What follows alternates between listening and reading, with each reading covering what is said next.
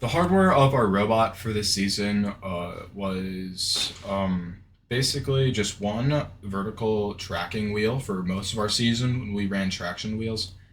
And when we switched to Omnis, we also added a horizontal tracking wheel. In our explanation video that I'm going to release soon, we basically gave like an in-depth description of how this worked, but for all extensive purposes, they worked relatively well.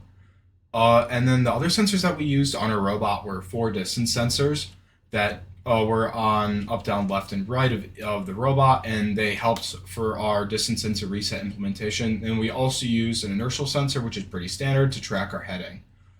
I was just going to play a little video that I recorded going over those sensors and how exactly we use them really quickly, just for a little bit more context. Oh, obviously, if it loads.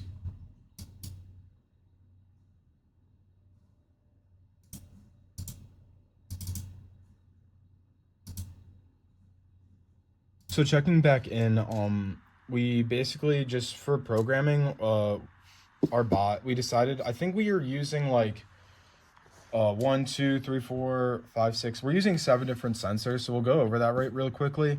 So this is just our vertical rotation sensor, pretty standard ODOM. This is a horizontal shaft optical shaft encoder. Oh my god, that is also used as an ODOM pod. And then we also use 4 distance sensors located around like the side of the robot. We use this thing called DSR. We decided not to use MCL, which stands for Monte Carlo localization, just simply because we really found like it wasn't needed in a lot of scenarios, especially in matches, and it wouldn't actually help with consistency. And the biggest factor of consistency was more or less just like the physical programming and like how reliable your bot is physically. So every sensor that we use, we try to have it like as straight to the shot of a wall as possible, and also have it be square to the wall. So like, as you can see here, like this sensor, it's reading like against this wall pretty well right now. And we can turn it, and it's gonna follow along with how much our bot's turned. So, and we did that for every side. So like this sensor also, even though it's like tilted in like a certain way, it actually like doesn't matter at all, because it's still gonna see the wall the same way. And then same with the one on the back. So one more thing that we use is we use an IMU, which is pretty standard. And it's also mounted on adhesive foam, which like I thought would like kind of like normalize readings a little bit from being less sporadic, but like I think it did slightly, but realistically I don't think it really did much. One thing specifically though is we found that like every IMU has like an offset. So like if I turn this like bot like 360 degrees, like the IMU could only tell that it turned. Yeah, that's when we get to the redundant part. So yeah, going back to our presentation, I wanted to go over quickly the differences between like drivetrain types. So we ran 2 different drivetrain types this season. We ran tractions and omnis.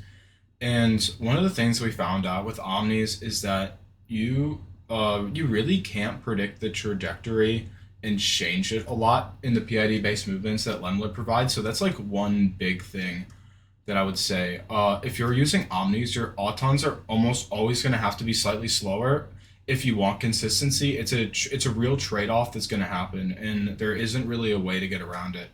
If you have traction wheels, I would say that's definitely best for programming. You can do all sorts of stuff on them, including things like RAM set, which are really, really cool and let you develop some like really cool stuff.